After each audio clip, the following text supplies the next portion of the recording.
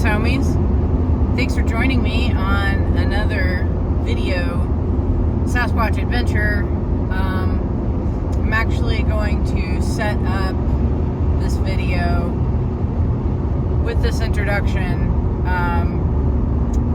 This video is of a camp I did at the beginning of the month, the beginning of June, with Barb, Shoop, and the Shoop Troop, and we went out to a place up near Greenwater, and I had only camped there one time before, but it was great. It was a great experience, and this was like my first extended time there, and so much happened, and I ran out of storage due to all the stuff that I'm finding at Mount Tabor, and so I didn't have any storage in my phone when I went to camp, so I had very little documentation that I was able to do. So here I am, and hopefully I can summarize everything that happened as quickly as I can. It was a 5-day long trip. It was a Tuesday through a Sunday, Tuesday, Wednesday, Thursday, Friday, Saturday, so 6-day long trip, and there was mimicking on the first night that I arrived.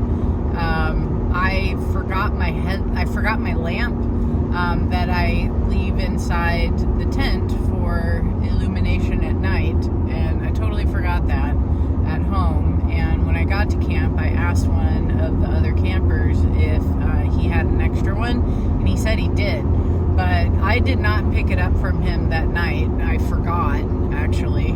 So when I got back to my tent, I had to become resourceful with what I did have. But anyways, that night, he heard me calling his name outside of his rig at his camp, and he got ready because he thought that I had come over to get that lamp, and he opened the door and no one was there. But he heard me calling out his name. So that was the first night.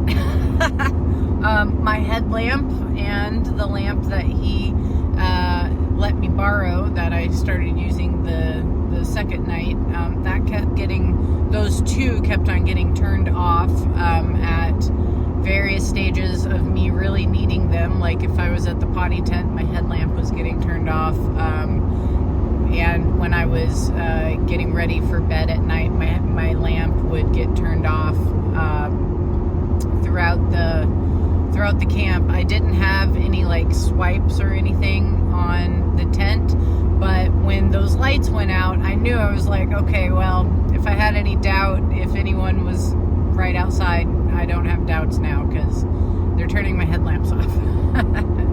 All lights. The manipulation of light was a bit of a theme for this camp out.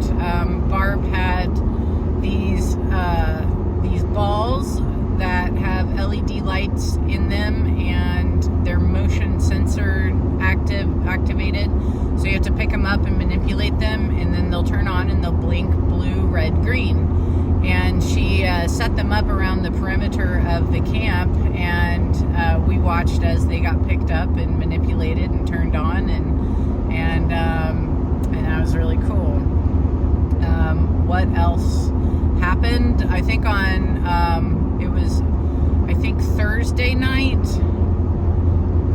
Thursday night. I had camped a little farther away from base camp on the other side of the road, and next to this bridge, and so at the end of the night, I drove my truck from base camp over to my parking spot at the top of this like embankment where you gotta like go down, and then that's where I was camped. It was down along the edge of this creek.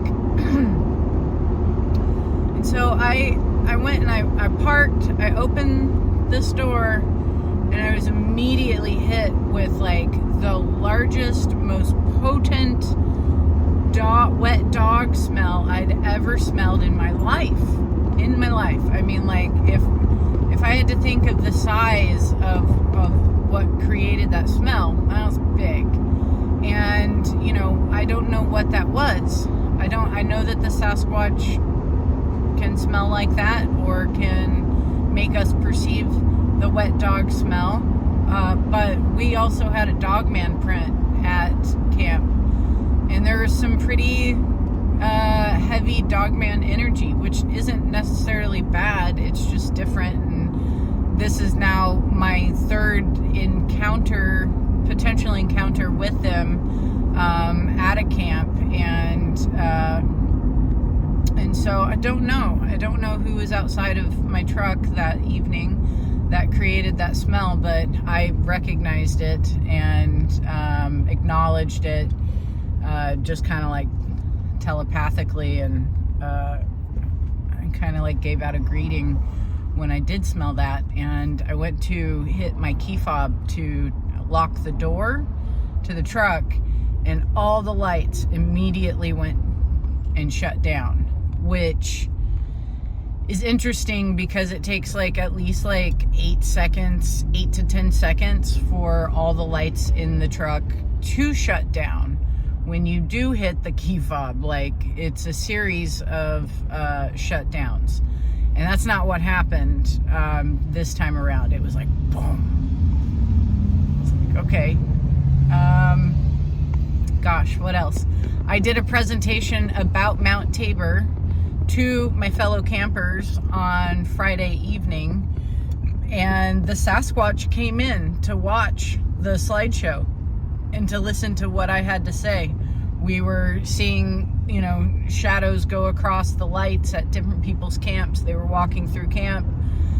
We were hearing the tongue clicks and pops and wood knock sounds, and they were getting in close, and they were listening to what I had to say, and that was awesome. I love when they do that, when they come either to one of my presentations or make themselves known in an interview, or actually like get to physically get close and come on in and watch a presentation about them. So that was really cool. Let's see, what else? I had some special homies come in that hadn't seen for a while, and a new homie who came in. She was in town, and she got to come into camp and experience it, and that was awesome. What else? I gifted them cheese. I gifted the Sasquatch cheese, and I did that on Friday evening before I did my presentation. I shared a bunch of really good cheeses with everybody. Actually, I brought these cheeses in. I wanted to let everybody, all the campers, try them, and then I wanted to leave a plate for the Sasquatch. And so I did, with 3 different kinds of cheeses, and I put it out on a trail that we knew they were over and near this area, kind of like watching us in camp. And so I took a paper plate with the 3 different cheeses all cut up, and I placed it on the ground. I was actually like walking down the path, and I was like, when I see a glyph, I'll know that's where I'm supposed to leave it. That was like the thought that went through my head, and not too soon after that, or not too long after that, I should say, I did find a very stylized IX made out of sticks on the path. And so I was like, okay, this is where I'm gonna leave the cheese. And I went and checked the next day, and 2 of the 3 cheeses were completely gone. The third cheese had bites taken out of it, and like saliva on the cheese, but they were left. I think I had 7 pieces, and they ate 1 piece, so there's 6 pieces left with like nibbles taken out of some of those and the saliva on them. And that's how I found it. The other 2 cheeses completely gone. So what does that say, and why was it left like that? Well, the first thing I think of is that they didn't take it all. They didn't take it all, and per Arla and her 50-50 rule, they don't take everything. They share. So and they know my friendship with Arla, and they know that is a thing that we discuss, that she has taught us, and so it becomes a theme in the things that we do with them, no matter where we're at, or the distance away from Arla in Oklahoma. That connection is still there. So there's that aspect of it. There's also the aspect of they didn't take it all, and that shows that it's not a critter, right? Because if it was a critter inside the forest who's like looking for food, they would have taken it all.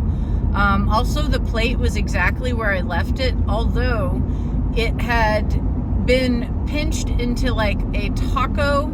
There was a bend in the plate, as if someone picked it up like this and kind of bent it into a taco shape because they picked it up.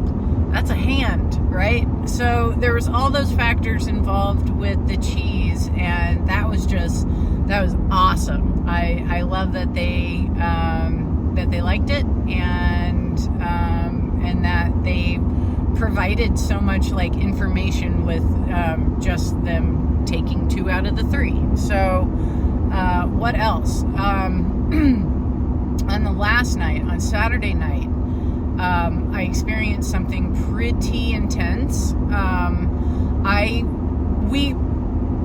We had gained some new neighbors, like on like Thursday or Friday, and they were like farther away, but closest to me, and also this bridge in the creek area where I was camped at.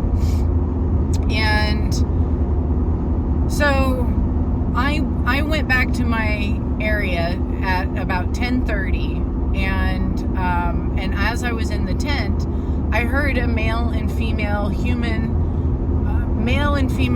voices speaking to each other, and then also laughing. And I was like, who the F is coming over here at 10:30 at night near my tent for, like, who is that? Are they the humans from that campsite? And so, like, I went on to high alert because I thought it was humans. And I had my walking stick underneath my cot, and so I had like reached under and pulled my hiking stick out in such a way that, like, if I needed to use it for self-defense, I could pick it up really quick. And as soon as I moved it into that position, all the talking and laughing stopped. And so then that kind of made me think, all right, well, maybe it wasn't humans, because how would they know? They're not inside the tent. They have no idea I just touched my stick. But, that's a squatchy thing. So is the mimicking, right? So I didn't think any more of it. I was off of high alert at that point when I didn't hear them laughing or speaking anymore, and I got settled in for bed, and I turned the lights off, and then I heard something that was actually a little more peaceful, just because, like, I knew where that sound was coming from. But what it was like 4 sets of about 20 rock clacks a piece in a row. That wasn't just a rock clack, it was like a boulder clack, and it sounded like a machine gun underneath the bridge. And it was so loud, and it was echoing, and I was thinking to myself, I was like, oh man, those other people who are over there, like, camped, they're hearing that too, and they probably don't know what this is, but it brought comfort to me, and so I was able to fall asleep a little easier to the sounds of the boulder clacks under the bridge. But was that the individual who smelled like a wet dog? That's been smelled by the bridge before. I don't know. That bridge is also that same area is where we got that where Barb and Terry got that massive thumbprint on Terry's truck a couple of years ago. So it's a very active area. It was amazing. It was a lot of really cool connections, and so yeah, that's this video. That's a lot of talking, but I didn't get to do a lot of the filming while I was there, and hopefully this will set you up for the series of photos and a couple of videos that I did take while I was at camp. So much love for all the Shoop Troop and for Barb Shoop and all the ways we get to experience this life together. I love it. I will see you guys soon. And take care. Much love. Be the change, right? Be the good stuff in the world you want to see. You want to see it, be it. It makes a difference. Every day we make differences in 2 miles in this world. 2 lanes to I-5 south. All right, I will. I'll talk to you later. Peace. I almost forgot. And I can't forget this because this is huge. So my friend Jill, I got a really good friend. Her name's Jill. She lives in California, and during this camp that I was going to be at, she was also going to be camping in her own areas of Northern California, and she had sent me some gifts that she wanted me to leave out for the Sasquatch of Greenwater, and I brought those with me to this camp, and I left them out. And one of those gifts was a metal heart that had a chime on the inside, and if you moved this heart around, it would chime and make this really beautiful bell chime noise. So I thought I had a sneaky fun experiment to do, and I asked Jill if she wanted to participate in it, if we want to do this together. So I told her, I was like, okay, you sent me these things, and I've got these objects up here, and I'm going to leave them for the Sasquatch. You're going to be camping too. What if I ask if the Sasquatch want to take one of these gifts and then bring it to you over in your campsite in California, because we know that they can do those types of things. So I thought I was being clever in seeing if the Sasquatch wanted to play this game with us. Well, I put the gifts out at the base of this tree that was next to my tent, and I put it out on Wednesday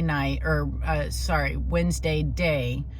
I placed them all there, and then Thursday morning I went back and I checked on them around 10 o'clock, and I noticed that there was a slight difference in where the heart was. It was like slightly askew, and then also there were hair ties, and those, you could tell that those had been manipulated, and then there was also some crystals, and you could tell that one of those had been moved as well. So that, nothing had been taken, and I know that they had touched them, but they didn't take anything. Well, I got a text message from Jill when I got back into cell service, which would have been on Sunday. And she told me on Thursday morning, when she got into her truck to go from where she was to the next camp she was going to, she heard the chime as she was driving. And she was like, where is that chime coming from? What is that noise? And then later she realized, she was like, oh my God, that was the chime from that little heart.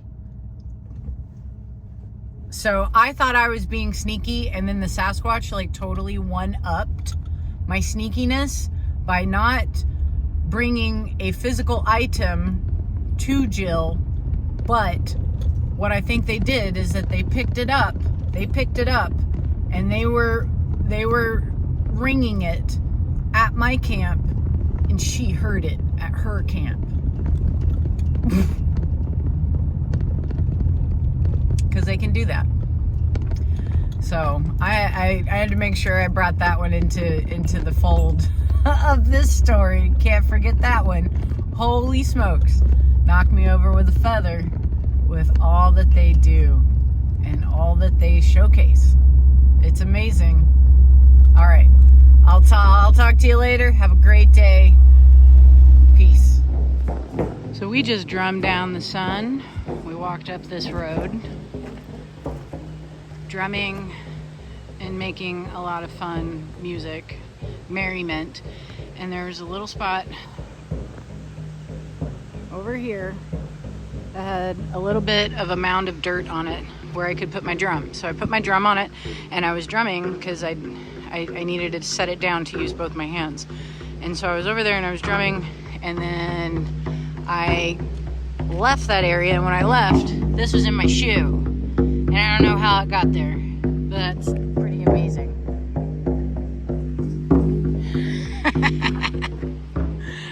How did that get into my shoe? I was walking down the road. So, that was fun.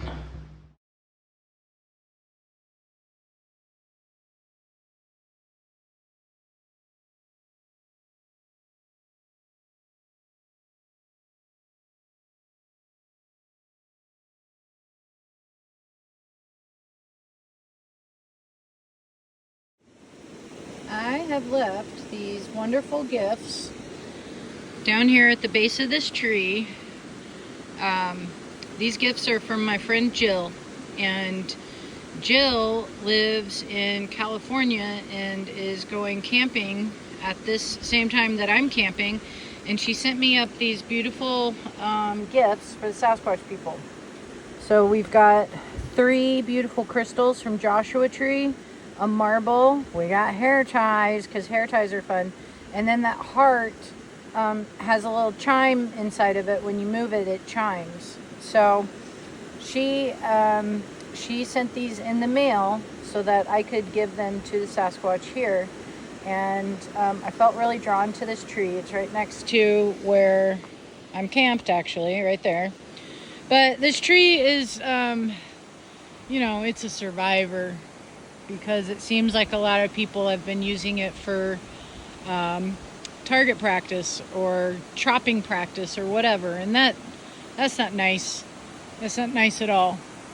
But the tree continues to grow and produce pine cones and new tips, and it's still going, even though it gets abused by people.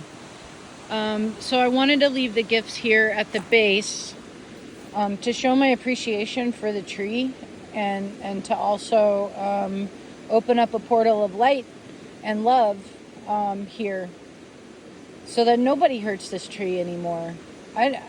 If anyone has ill will towards this tree, this tree will become invisible. They won't see it anymore. Because I love this tree, and I don't want to see it hurt. And so I put those down there, and those are for the Sasquatch and for the tree. God bless this tree.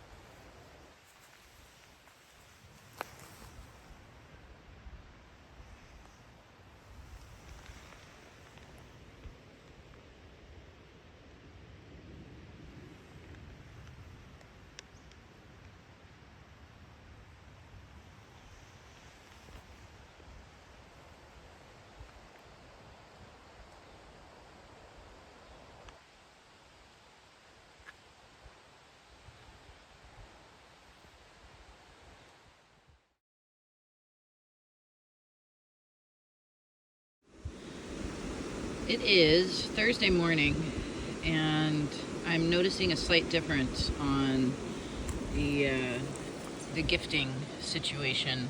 You can see the middle rock has been moved just slightly, but it is different than what I put down. And this is the same that I've noticed with the smiley face by the stick stuck in the ground. Let's go look at it. There's a subtle difference.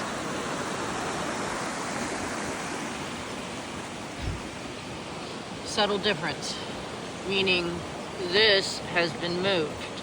And I don't know if that one was there or not. I gotta look at the picture, but this one was moved. Here's the stick. And I made the smiley face and I put the heart-shaped rock. But that's moved. And I noticed that a couple days ago. I noticed it Wednesday, because I put it there Tuesday. It changed on Wednesday. I put this down on Wednesday, and it's slightly changed on Thursday. That middle rock is really cool too, because it kind of looks like a foot. We like that. I like that. So, pretty awesome. It's been, I could say uneventful, but that's not true. There's been plenty of eventful experiences, but they're subtle. And we still have a few days here, so we'll see how it continues. There was a run-through camp last night. I wasn't there for it, but I did hear about it. And yeah, there's some really, really cool subtle things that are happening. And it's just a gorgeous spot. It's beautiful.